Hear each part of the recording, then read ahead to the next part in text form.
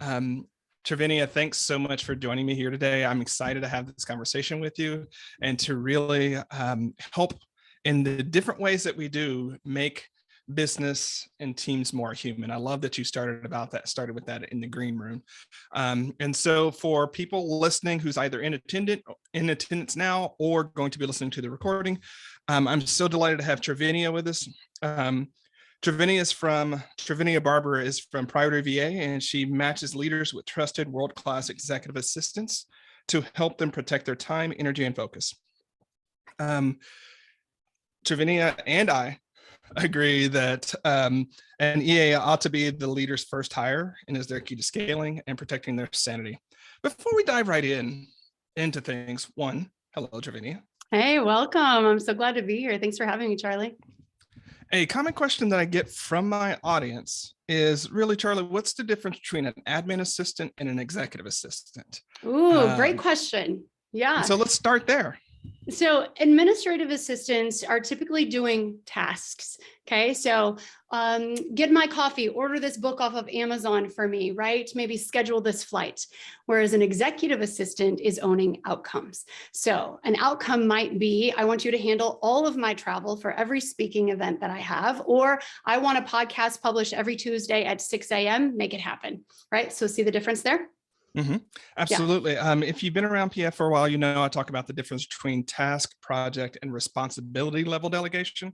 And so a lot of times with administrative assistants, we're giving them tasks, maybe projects, but executive assistants to use to sort of play off of what Travinia just said there are great at those responsibilities. Like so I'll give Shannon, a lot of folks know Shannon around PF because she does a lot, but Shannon is our client services manager, and she's responsible for scheduling all clients, getting them on the schedule, keeping them going, so on and so forth. I don't really have to task her to do that. It's a part of her general, responsibilities and outcomes. So I think why many people miss the boat when they're thinking about hiring an admin versus EA is, especially for entrepreneurs and executives, they're wanting to let go of stuff out of their brain. They just want to be like, I need you to do this thing and I don't need to micromanage you. And they forget that EAs are really, really great about being able to hand those broad outcomes and responsibilities to. Absolutely. I think that the goal of any good executive assistant is to create capacity for their leader, right? And capacity can come in all forms. It can be in taking something off their plate that could be a menial task, but it could be owning the outcome of making sure the 87 things leading up to the end result go seamlessly as well. Absolutely. So let's talk a little bit about your origin story. So how did you get started with Priority VA? I started as an executive assistant, interestingly enough, when I was 18 years old, and worked my way up through the ranks, got to work with an anesthesia group for a lot of years, and decided I wanted to work at home. Always tried to talk my leaders into letting me work at home. They're like, no. And then I got pregnant and was going to take 5 months of maternity leave off. And all of a sudden, my work from home idea sounded like a great idea. And I did that for many years until they got bought out by a national company and they wanted me to come back in the office. And at that point, I was like, I've been working in my pajamas for many years now. So I started freelancing, got connected with some high-level entrepreneurs, Michael Hyatt, Amy Porterfield, to name a few. And the phone started ringing proverbially, right? People wanted to know, could I be their assistant too? And that's when the entrepreneurial light bulb went off for me that no, I couldn't add any more bandwidth to my life, but I could help them find someone, because it wasn't about them wanting Travinia. They just wanted an assistant that they could trust. And so Priority VA was born 9 years ago out of that little dream to help leaders get the help that they needed. Fantastic. I'm going to go off script. Of course, I do that a lot. If you're listening to this, there's sort of two people we're talking to, maybe three, right? Three kinds of folks. There are the people who may be interested in being EAs and making that jump. There are the people who are executives working in a standard organization who are interested in hiring them. And there may be entrepreneurs who are in that place where they really do need an executive assistant, and they're probably thinking about hiring an OBM when they probably need an EA first. And so let's start with that first category of folks. If one is, how do you know if being an EA is a good fit for you? I think that the hallmark of a great assistant is a heart of service. If you do not get joy and true fulfillment out of serving someone else and helping someone else's goals come to fruition, this is not likely the role for you. I served as an EA for almost 20 years, but I had an entrepreneurial bent to me. It was fun to help a leader's goals get achieved, but I was sort of like, well, I think it could be fun to watch some of my own goals get achieved as well, right? And so I lasted for 2 decades, but what got me that far is that I really did find a lot of value in helping others mark those checklists off that they did that thing, right? Personal or professional goals. So I'd say start there. Secondarily, you have got to be incredibly organized. If you do not have lists for your lists, this probably is not the right role for you. So that'd be kind of the 2 areas I'd start with. Great. All righty. Let me jump over here real quick.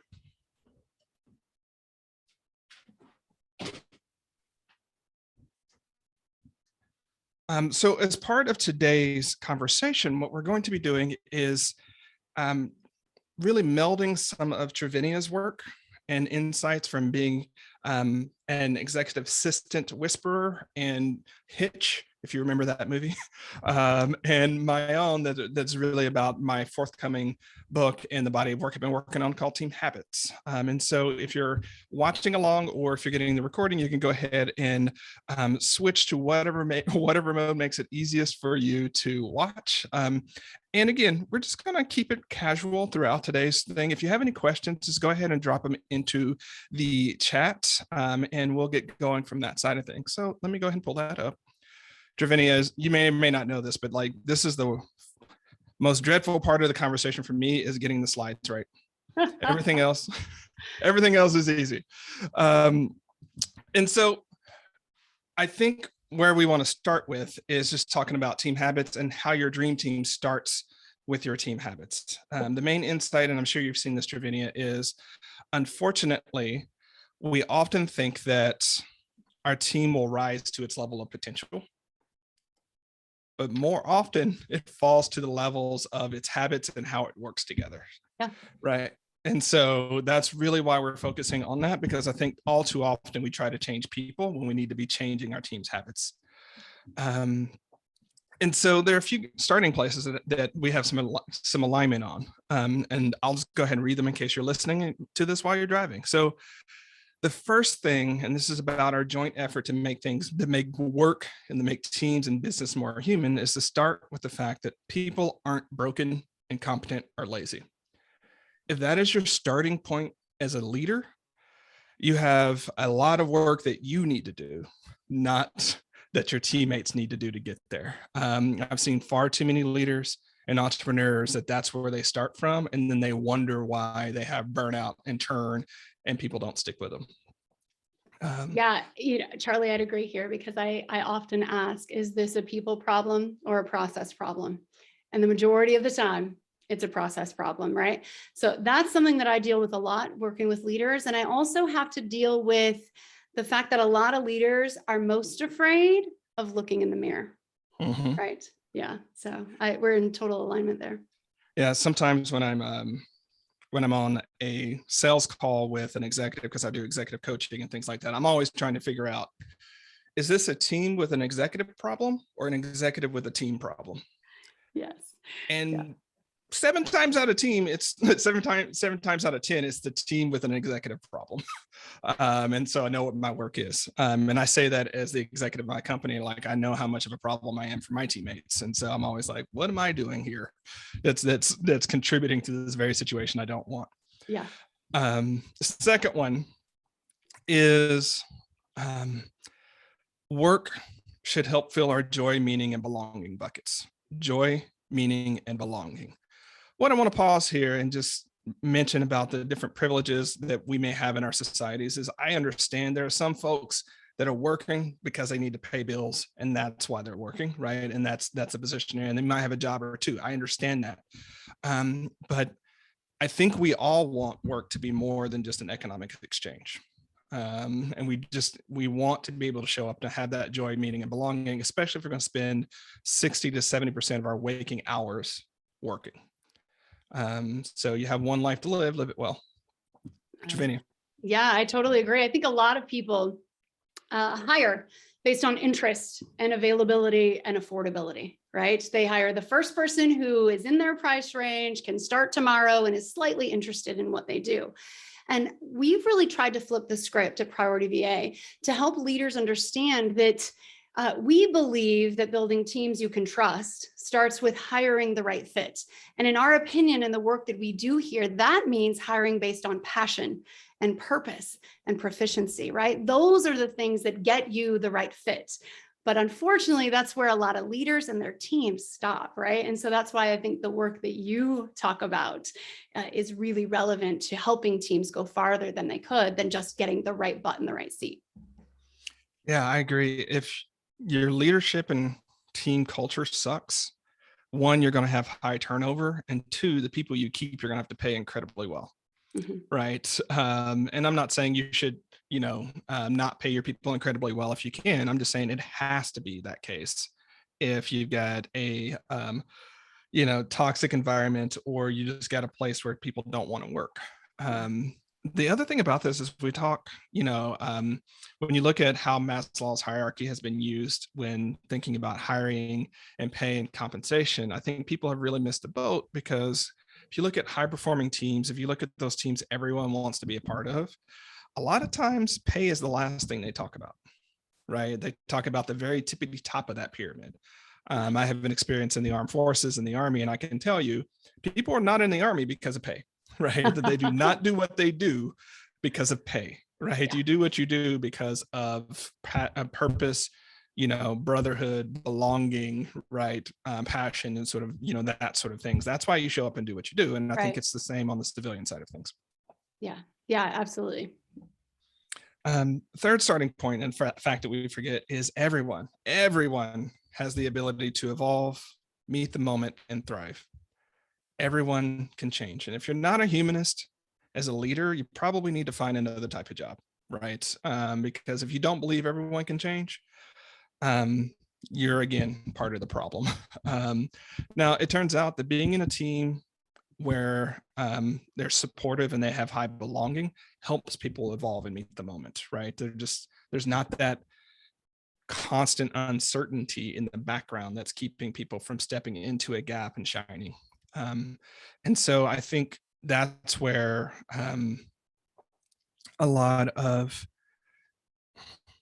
what my experience here is when it comes to executives that have great EAs, is one of the things that EAs will provide, especially if the team is fast growing or they're going through a lot, is just enough buffer between the executive and the team so that the team can actually figure some stuff out and they're not being micromanaged or overwatched by the executive, and that sort of pressure cooker thing happens. You know what I'm talking about, Javinia? Absolutely. I often joke, but I'm actually being very serious, that executive assistants are often hostage negotiators, right? They are translators. They are therapists in a lot of ways. My EA, she will take the brunt of my frustration, of my fear, of my anxiety, right? When things are going wrong, she's the person that I go to first. And I have a really interesting and personal example about this. Many years ago, my brother committed a homicide. And when I got the phone call that happened, my husband, we were at an event, and my husband was over getting coffee. And I didn't call my husband. I literally called my assistant first, right? Because I knew she was going to have to do a whole mess of things to clear my life, right? So that I could emotionally and then physically take care of what had just happened. And so I think people miss the boat when they realize the value of an executive assistant and the role that they play in supporting a leader and, as by proxy, the entire organization. Yeah, I have a very similar story. So on May 4th, I got a phone call that my dad died. So May 4th of this year, right? I knew the first calls that I was going to make. And unfortunately, I had to wait like an hour or two because my wife was asleep and I didn't want to wake her up because it wasn't going to change anything that was going on for her. So I was like, if I tell my team before I tell my wife, she ain't going to be happy. Right. But after that, it was getting Shannon and Steve, who does a lot of chief of staff stuff, and being like, okay, here's what has, like, I got to let a lot go really, really quickly. Yep. And just be out. And again, it's that difference that we started with is if I was working with an administrative assistant, there might be a slew of tasks that then I have to figure out what to do with, right? instead of saying, Steve, Shannon, handle it. Yeah. I'm out. Yep. Right. And then they did. Right. And most things kept going. It would not have happened without Steve and Shannon in that way. Exactly. Yeah. They are. Oh, I love my team. Same. Could not do it without them. And then the last fact is that small changes made with intention and patience make a big difference over time. And I think especially visionary entrepreneurs and executives want to focus on the big ideas, the big changes, the big structural sort of things, and then have people show up with a bunch of small things that don't get addressed and don't get prioritized because they're too busy chasing the mayhem that the leader is creating. And so that's why we focus on habits and team habits around here, is like, we don't need to have a big change initiative. We can just make our next meeting that much better, and then do that again, and then do that again. It turns out 3 months later, we actually want to show up to those meetings. I kind of liken this, Charlie, to there's a famous coach, and forgive me because I cannot remember his name. He's like a general or something, and he was doing some coaching. And one of the first tasks that he gave anyone who wanted to work with him is for, I was like 30 days or 60 days, for them to make their bed every day. And then he checked in with them, right? And did you make your bed every day? And if they said no, that, oh yeah, I did, except for that one day, right? He didn't work with them, because he said, if you can't do this one tiny little thing for 30 or 60 days or whatever it is, then you definitely can't do the work that I'm going to ask you to do. Right. So yes, small, tiny changes, whether it is in our personal life, if we're going to, drink more water during the day, or if it's that we are going to send our Friday wrap up forms that we ask our team to submit on Fridays to let us know how the week was, right? That tiny little thing is huge. And it's very indicative of the capacity that the team has to handle bigger projects down the road.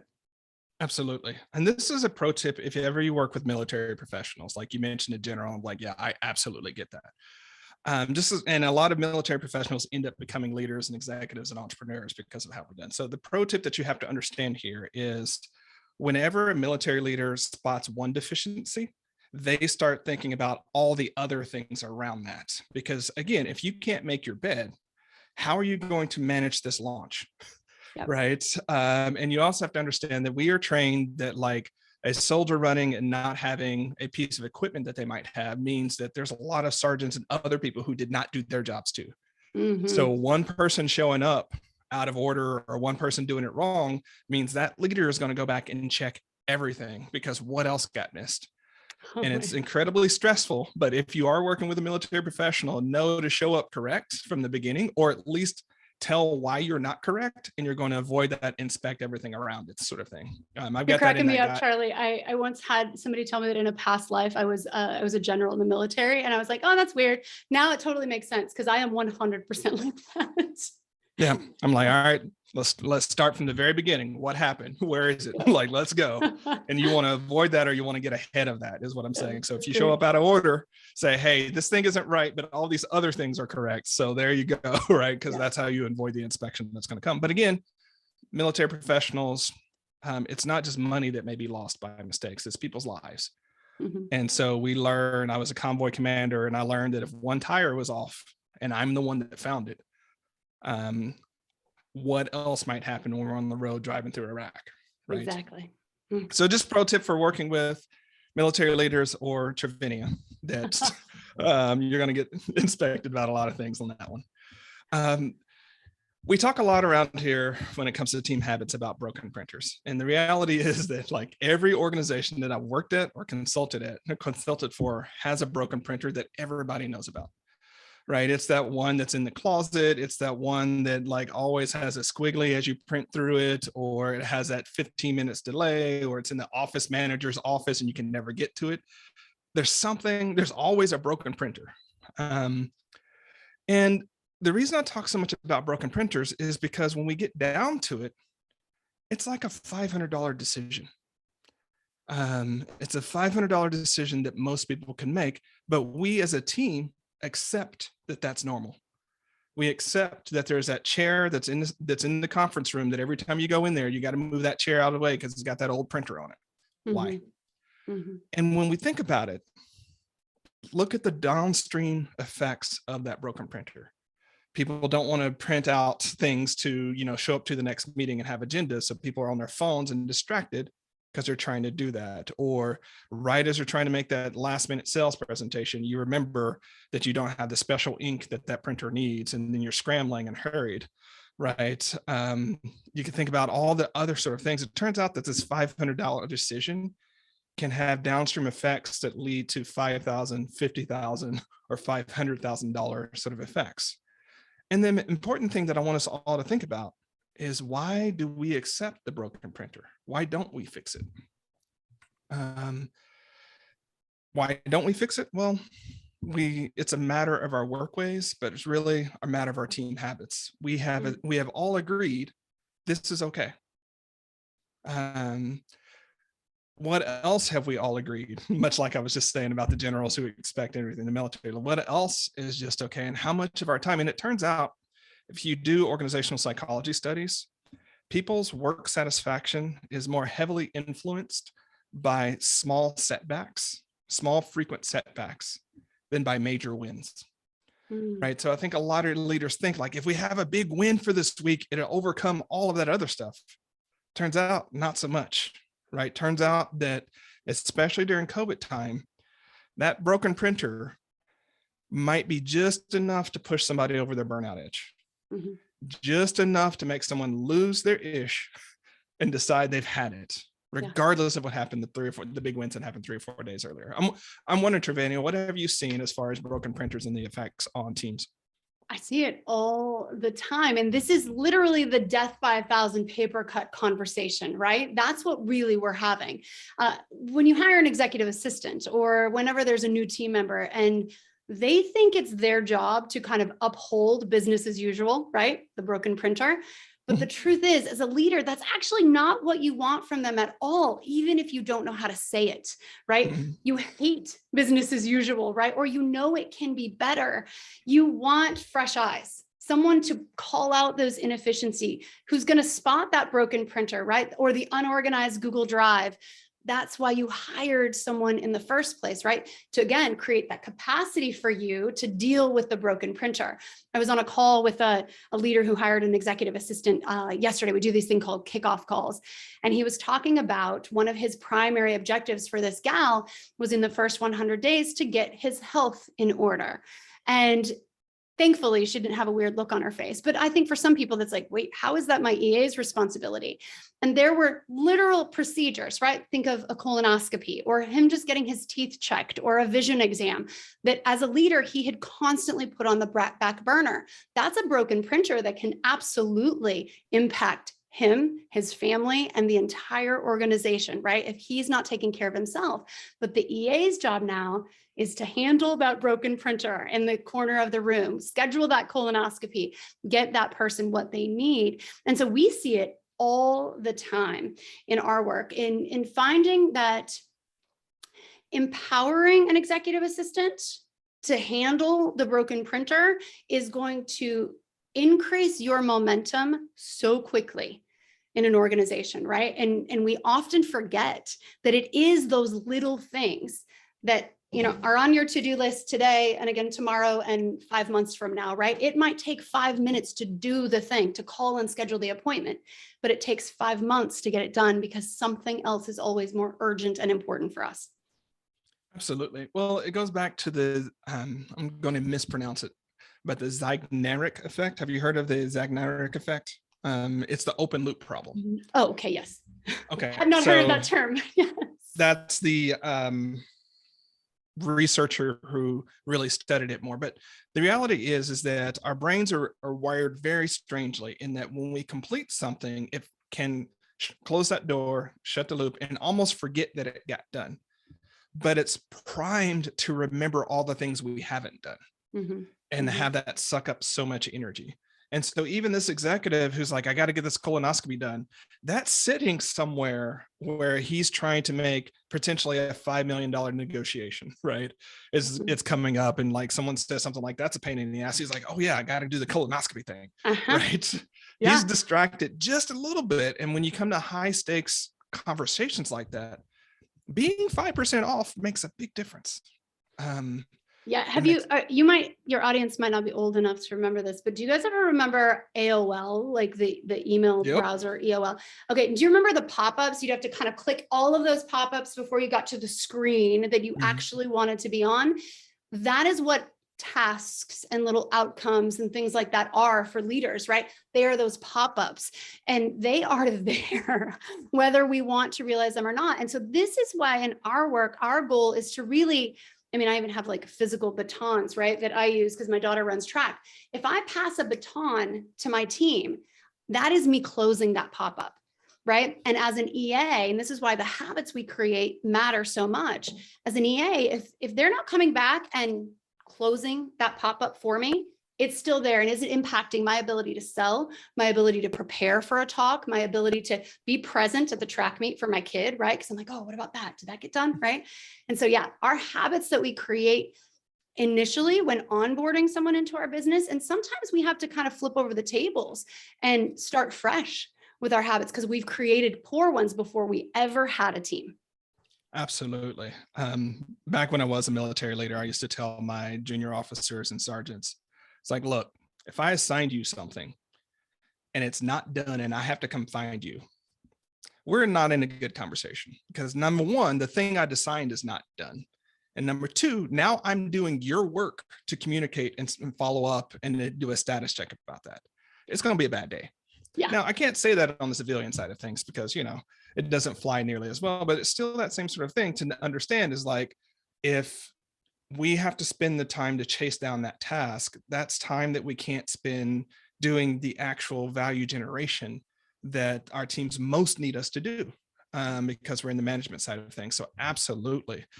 I think now would actually be a really great place to slide in your 4 E's because you mentioned empower earlier, right? Yeah. So let's go ahead and get those on deck because I think it'll help us sort of navigate how we can change some of these team habits to go from bad or maybe mediocre ones to really great ones. Yeah.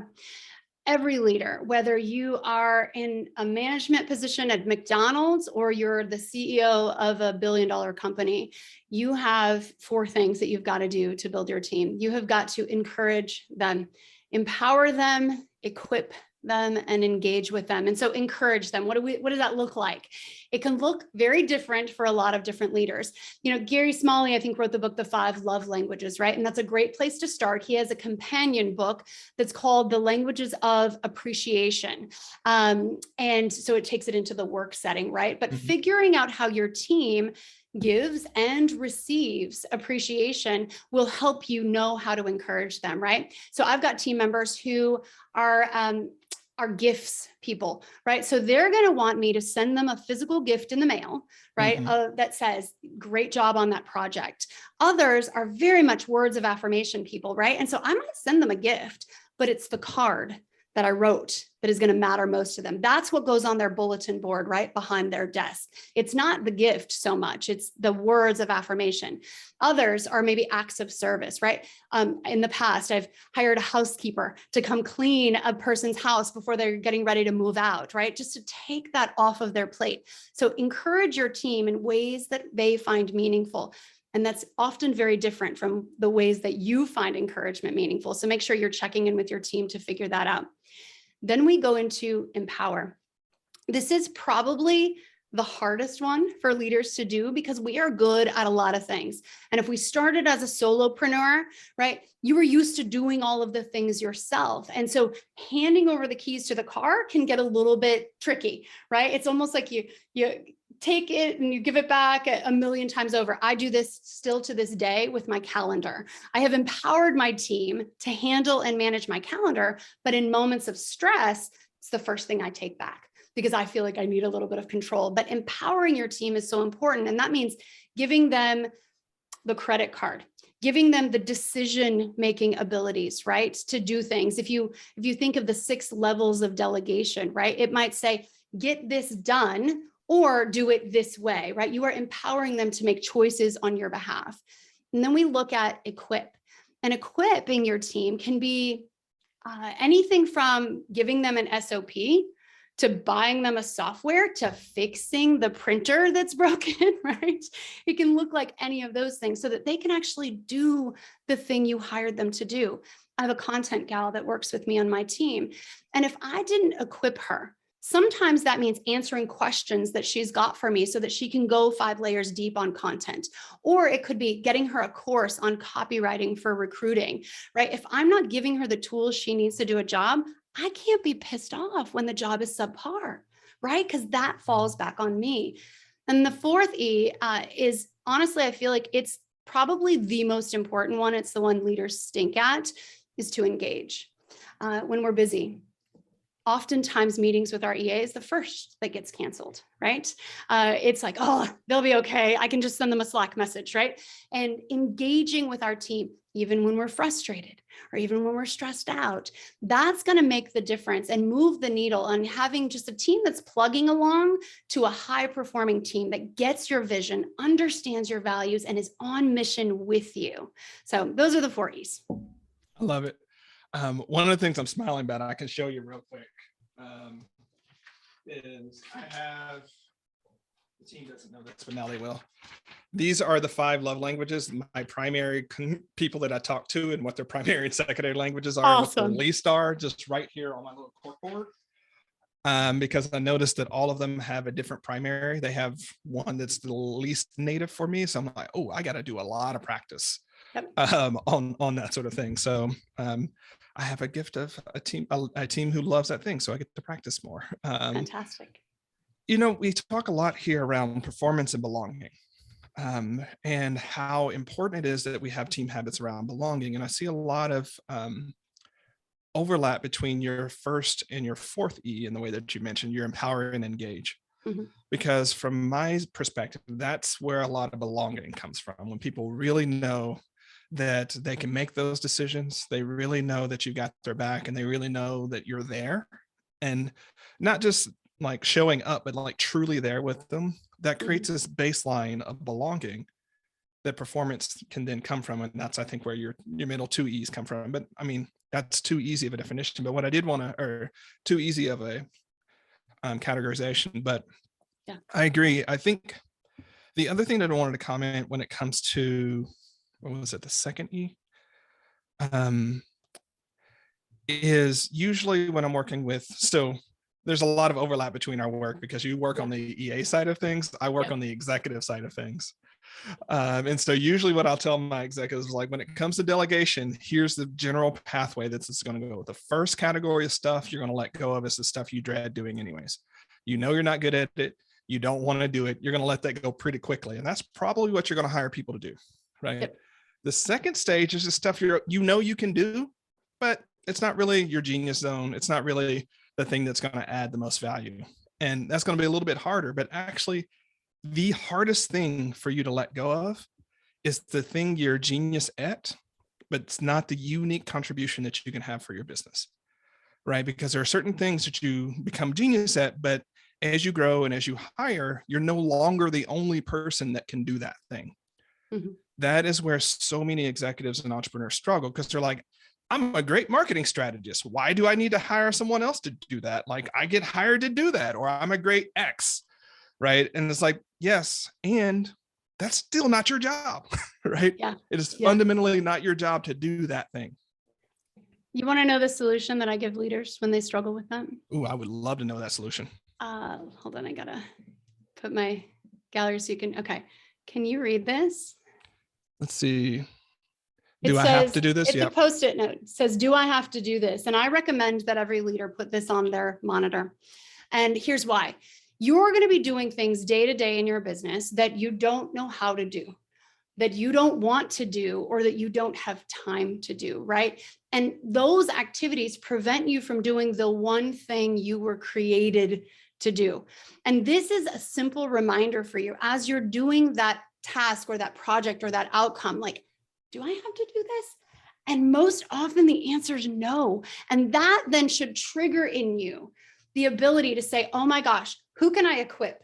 Who can I engage? Who can I empower? And who can I encourage to now own this as part of their role or part of their support of this mission, right? And so we prevent ourselves from doing this and handing these things off for a whole mess of reasons. Sometimes we don't feel like we are worthy of the same support that we would give to someone else, right? We're like, oh man, that's just a quick little Amazon thing, or I shouldn't have Emma call my doctor because that's kind of weird.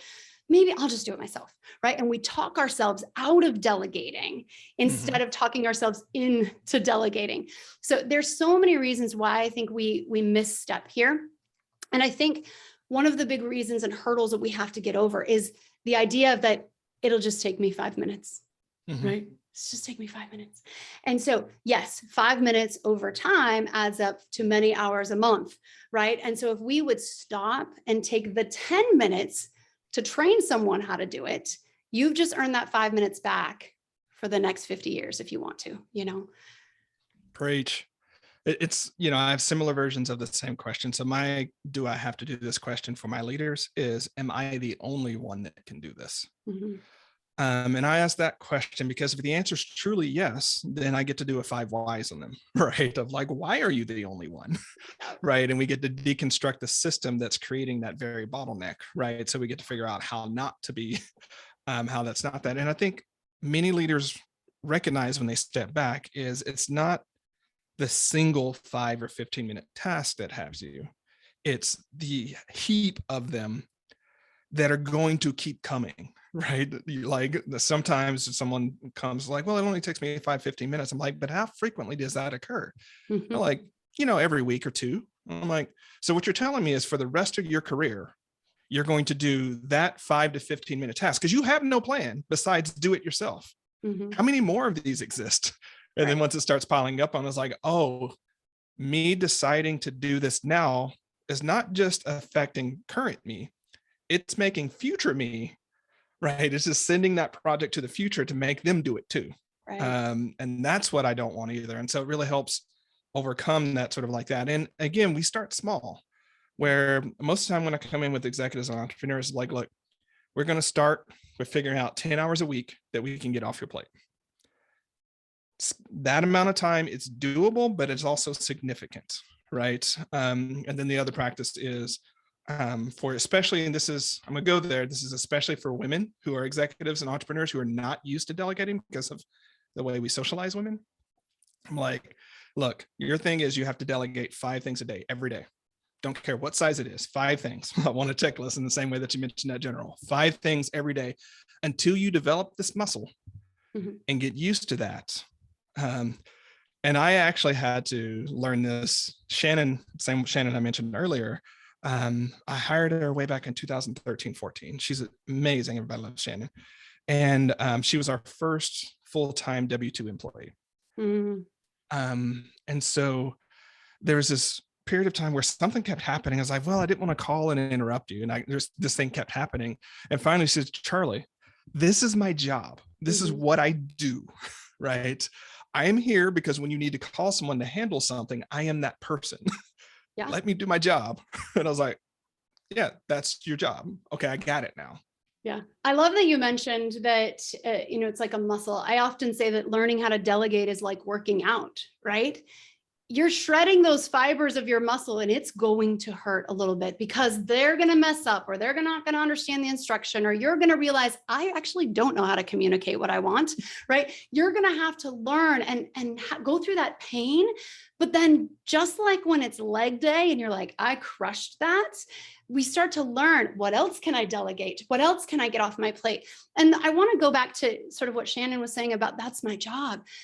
When we hold on to tasks for dear life because we are afraid that someone's going to mess them up or someone can't do them as good as we do, we are robbing them of their ability to fulfill their purpose, right? And we have got to keep that at the forefront of our mind. Just like when we're doing the crap we shouldn't be doing, we are robbing ourselves of fulfilling our purpose and our mission. And so we have to keep that in check, and we have to remind ourselves of that. Cameron Harold is a director of a company called the COO Alliance, and he works exclusively with COOs. And he says, if you don't have an executive assistant, you are one. And I think we have to have that reminder every time we're stuff and we're in the minutia and stuck in the weeds, to be like, wait, am I a CEO or am I an executive assistant? And how am I behaving today? Absolutely. Absolutely. So many things to sort of riff on when it comes to that. Um, One word that I use, it's a slight change, but makes a difference, is instead of thinking about outsourcing, to think about smart sourcing or Mhm. spark sourcing. And what I'm tying in on is when we do a good job of hiring, we hire the special kind of nut that loves to do the thing we don't want to do or that we're not good at. And motivationally and emotionally, it's a difference between saying, you know what, Nicole, I'm going to do this thing I don't want to do that you really love to do because I just don't think you can do it. I don't want to give you, versus, wait a second, I know I don't want to do this. And she loves that. If I hold this from her, not only is the work stuck with me and I don't like it, she doesn't get to do what she wants to do. Yep. It makes such a difference when you hire well and you really hire. You mentioned passions way early in the conversation, right? When you hire those special kind of folks, and the EAs are those special kind of folks where I'm talking to the executives and entrepreneurs here. Turns out there are people who love to rock a great Google spreadsheet. They love to make them pretty. They love to do the formatting. They love to do the calculations.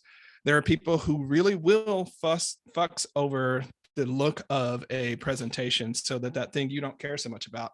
Oh, we have a visitor. 1 second.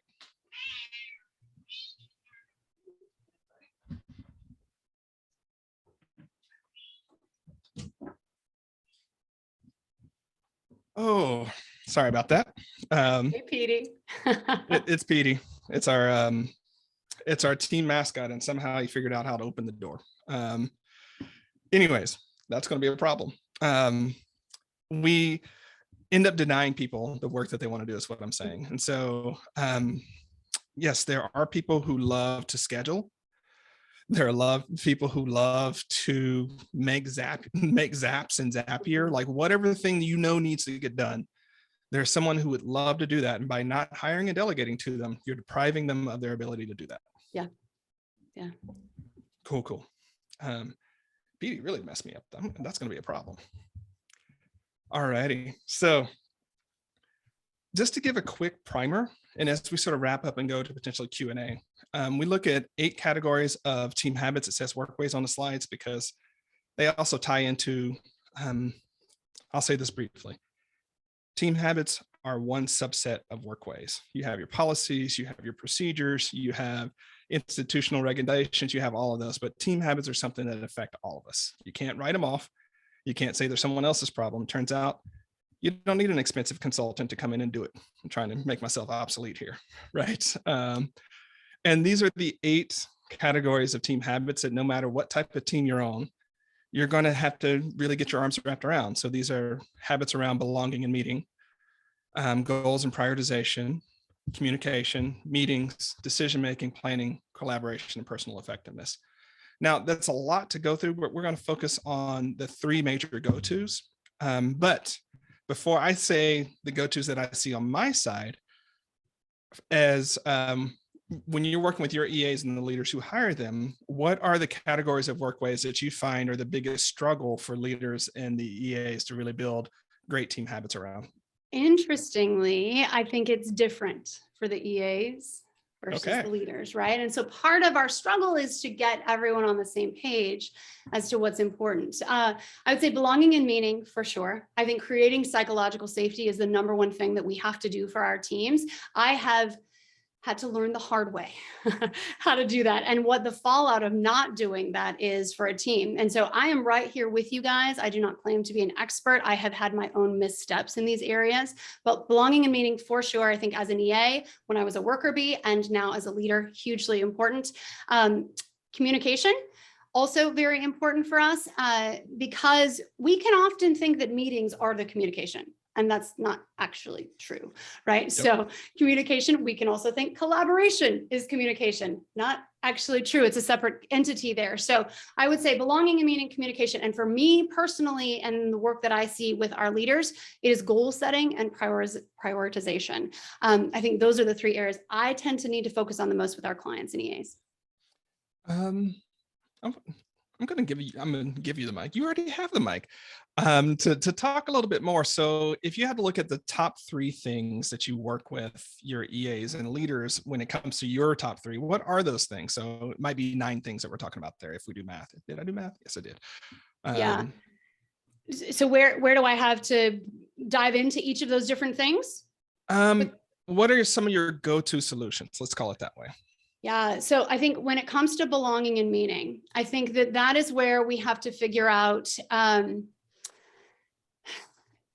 one of the biggest struggles that I think leaders have with this area is they put a butt in a seat, right? They just want the job done. They don't really care who does it.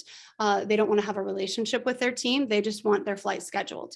And so that leaves the team feeling alienated, like a cog in a wheel, like a robot, right? And so that's where I think I need to help coach leaders a lot, that the tiniest little things. One of the ways that I do this, and actually touches on communication and goal setting, is that we do a thing called the weekly wrap-up form.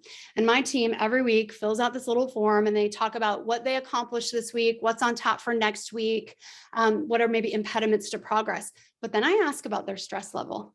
I ask about their workload, right? I ask about how they're feeling. And that helps me get to know them personally and in their work life, right? They might say, my child was super sick this week, and so I just felt really off my game, right? So then I can check in. Hey, how's Billy, right? Mm-hmm. Do you need anything from me? So belonging and meaning, hugely important. I think a lot of leaders think it's like an I'll get to that thing. And I think if you make that first, I think that is the domino that then knocks over all the other dominoes. For goal setting and prioritization, again, that wrap-up form helps, right? We get to see a quick snapshot of how are we hitting our goals and our targets, and is there a struggle with the prioritization? Did something come up that we need to now realign or reassess what we're working on? And then communication. Again, it all goes to everyone. Just have your team do a wrap-up form. It will help you so much. But communication can look a lot like having one-on-ones. It can look like being available to them, responding to their Slack messages, right? Answering their emails when they do have a question, and engaging with them in a meaningful way, and teaching them how to think like you or how to make decisions like you. So interestingly, decision-making is on there too, but that's how it's wrapped up for me. What do you see in your work? So it's really split between the 2 sort of segments of the work culture, right? So there's if you work in larger organizations, like my 3 go-tos that I mentioned are belonging, meetings, and decision-making, right? Because larger organizations tend to have a meeting culture that is actually in the way of people getting the work done. And unfortunately at those meetings, the decisions that need to happen also are not happening.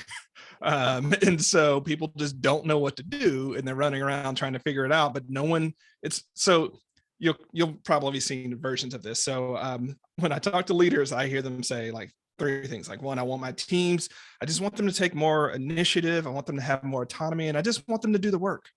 That's what leaders say. Yep. And then the teammates are like, we just wish they would give us more autonomy, and we just wish we were able to get to work and that we could take more initiative. And I'm like, you're wanting the same things, right? What is going on? Team habits and work ways are bad team habits and work ways. So when it comes to executives, I see belonging, meetings, and decision making. When I come to entrepreneurs, it's belonging, collaboration, and communication. And that's largely because entrepreneurs just have that bootstrappy solo sort of like, everyone sees the world the way that I see it. And obviously that way is right. And I can communicate a quarter of what I need to, and people are just going to do it because they're scrappy and they're going to figure it out and they're going to do all those types of things. And so for the corporate, again, belonging, meetings, and decision-making. For more entrepreneurials, it tends to be belonging, communication, and collaboration, because that, like, you have a bunch of people who have big hearts and big dreams and they want it, but they just don't know how things are going to go. And there's not enough culture in the team, in the startup, for them to have some of those decisions pre-made for them. Right. And so that's what I see really when it comes to that. And obviously every organization, every team is different, but those are the macro trends that I see across the different segments. So talking about, and I don't know what the audience makeup is of the people on this call, but What's your solution to this then? How do they handle those three areas? If we're looking at belonging, meetings, and decision making, I'm sure you've got a beautiful framework to help walk them through that. What would you say is the big takeaway that they have got to take from this call today to start to address even just one of those things? So the thing about team habits, I love the question. Thank you. The thing about team habits that's different than personal habits is team habits are a negotiation, right? Because you might think meetings suck. Don't think your teammates may not think that they suck. So first off, as a teammate, it's trying to get a sense of what the team feels. And, we have different assessments, have different tools, even if it's just a worksheet that we can provide to this to get the rest of your team to take it out and say, you know what? We all agree that meetings are a broken printer. Like if we fix that, we're going to be better. And then you can go through micro habits. Is it to your point of they need to have a weekly wrap that replaces that dreaded status meeting that happens at 8 o'clock on Monday morning? Please don't do that to your teams, y'all. Please don't have a status meeting at 8 o'clock on Monday morning. Anyways, or like, for instance, is it just for like in Team PF, we have meeting highlights at the end of every meeting, but the highlights are important. But really what's important is that we have intentional openings and closing. People know when we're in the business of the meeting and they know when we've wrapped up. And there's not that awkward sort of Irish exit where it's like, okay, it's a great meeting. See you tomorrow. What? No, what's happening? Right. And really developing that. So I think when it comes to meetings, having a context relevant agenda that you run. So like if you do a weekly marketing strategy meeting, you're probably going to talk about the same kinds of things every week. Right. So how about you come up with a template for what that meeting looks like so that everybody can settle into that and they know what the run of show is. They know how to get that goes a long way. When it comes to belonging and meaning, you have tools. I'm so glad you mentioned the language of appreciation, but I want to say here of even just pausing to check in on people's lives. So a part of our meeting culture is, and sometimes they get irritated. It's like, okay, y'all, give me a non-work win for the week. Right. Yes. Tell me about yourselves. And we learned all sorts of things. We learned Oshi apparently was a Santa and has no problem dressing up as an elf for some of the things we might do. Now that's a whole story there, but that was like our highlight of the meeting is Oshi in her Santa outfit and potentially, us having some social media collateral with her in an elf suit, or just random stuff pops up because when it comes to belonging meeting, we all want to be seen. We all want to feel like we're a part of a group of people who care about us. Mm-hmm. And we all want people to actually care about some of the things we care about. Infusing those into your team is a really important thing. And again, depending upon whether you're working at Boeing or whether you're working at, a new startup, there might be certain things that you can and can't do. But as part of the guiding mindset of like, how do I get to know my teammates and help them feel a sense of belonging in micro ways, touch points in meetings. Mm-hmm. That Slack meeting where you saw that a teammate was sick the other day and you just check in on them and say, hey, how are you doing? I noticed you were sick. Is there something I can do to help? Right. Or that's if they're acts of service as a primary level, or if it's like words of affirmation, like, hey, you got this. Like even with all of this, I still see you shining. That can go a long way for belonging and meaning.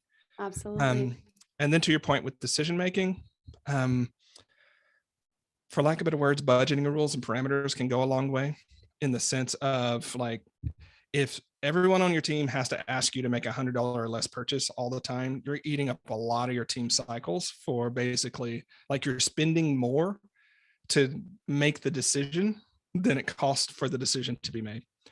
So just thinking about what are the standards, like in a perfect system, I think you might agree with this, Stravinia, like there's just a set of if-then statements. If this, yes. If this, no. If this, yes. If this, no. And the team learns that set of if-thens, and it's not every time they have to figure out like how that goes. Yeah. And sometimes for leaders who are not used to delegating, they are solopreneurs and maybe this is their first hire, I would highly recommend that whenever you give a project, right, go buy this heating blanket for me, right? Don't spend over $100. I hate the color black. Right? Like just give them a few parameters and let them go.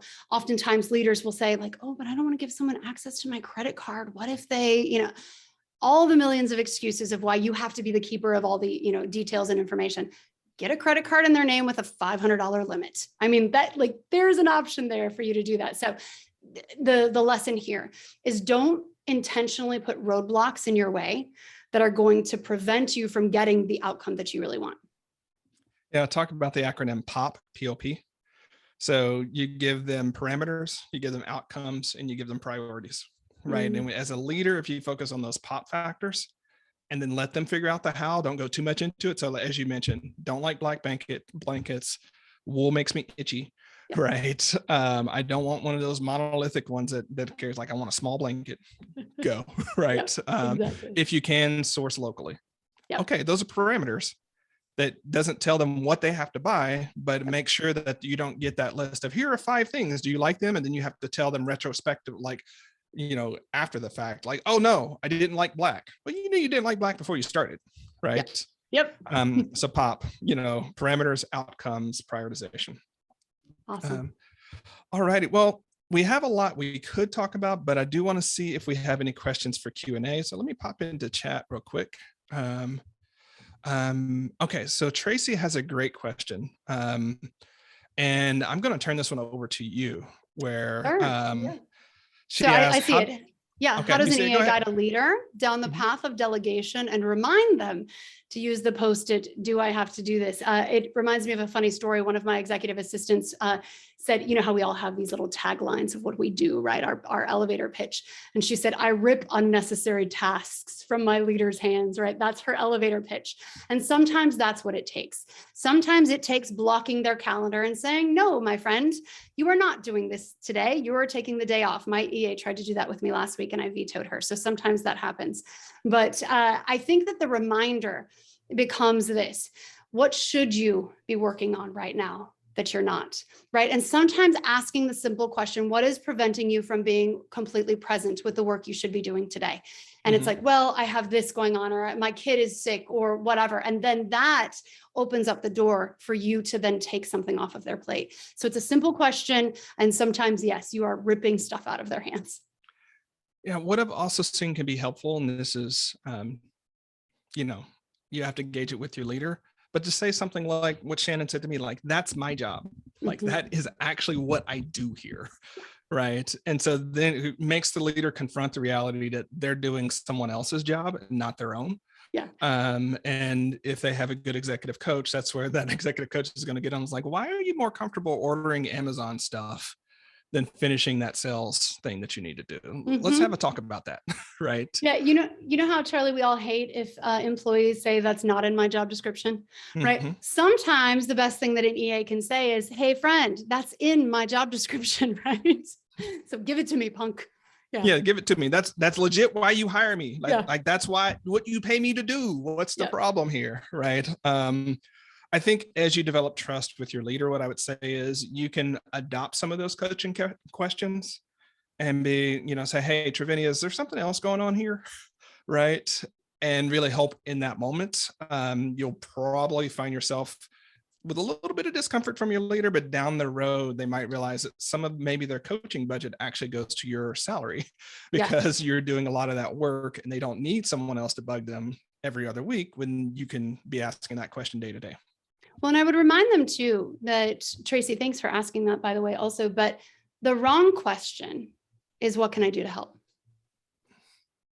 Right? That's like asking someone whose partner just died, what do you need me to do?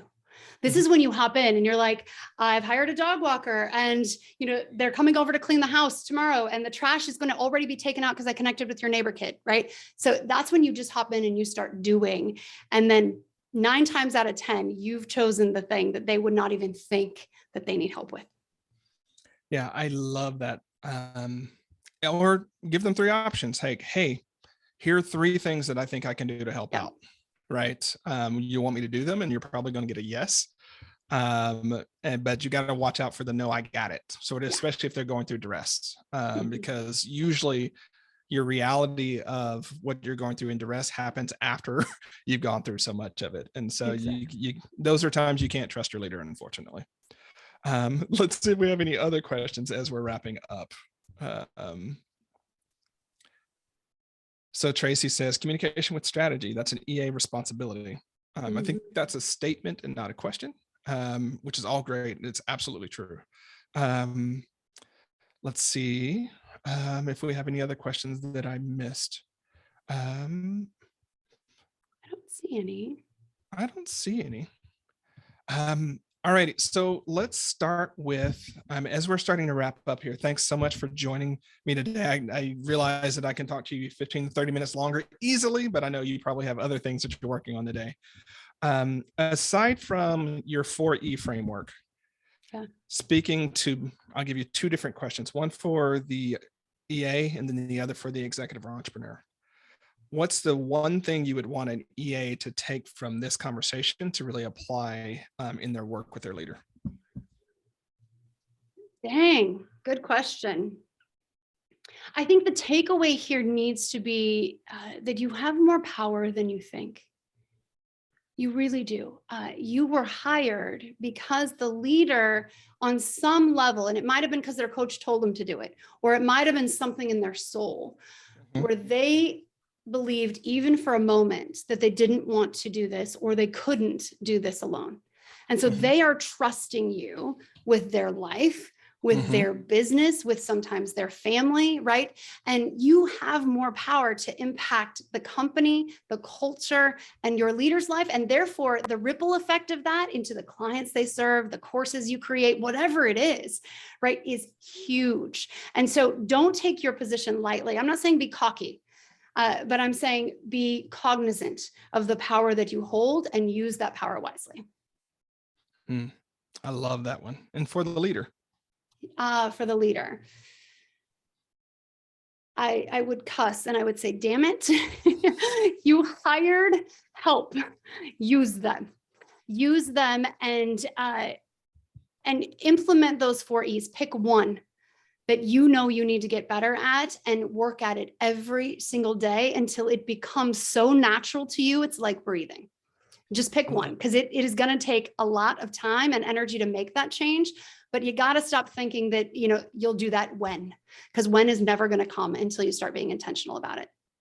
Absolutely. And that's where I would say to riff on that last piece, you'd be surprised what 5 to 15 minutes a day of engagement with your team can do, right? We're not talking about a whole lot, but just 5 to 15 minutes. Focus on belonging in meeting if you need to, or maybe tighten up your communication, or maybe help someone with a decision, right? Or don't help them with the decision, teach them how you make decisions so that they're not coming back to you over and over again.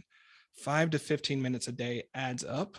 And fundamentally, that's what gets you those 10 hours back. That's what gets you so that you're actually able to do your job and not everybody else's job that's coming along. So Trevini, as we wrap up, for PF members who are going to listen to this later, what's your big thing that you're working on now that you want to make sure we know about and follow along with? Well, I wrote a book. It's called Call the Fight, Ending Toxic Leadership for Good. And it really talks about the different types of toxic leaders, how you can identify that in yourself and how you can start to make the changes that are going to ultimately help you be a leader worth serving so that you can build a team you can trust. And that will come out likely next spring. So I'm super excited about that. Super excited about that. I hope that when that comes out, maybe we'll have you back on the podcast to talk about it a little bit more. 100%. I'd love to. We'll link up to it in the materials that we put with this webinar. Trevini and the many members of your team that have joined us, this has been a delight. So I really appreciate you showing up today. Thank you. And as you go forward with this, we are aligned. We are mission aligned. So please do keep us in the know, but also let me know how we can support your work going forward. I appreciate you and all the work that you do. Thank you so much, Charlie. Thanks, Trevini. Have a great day. Take care.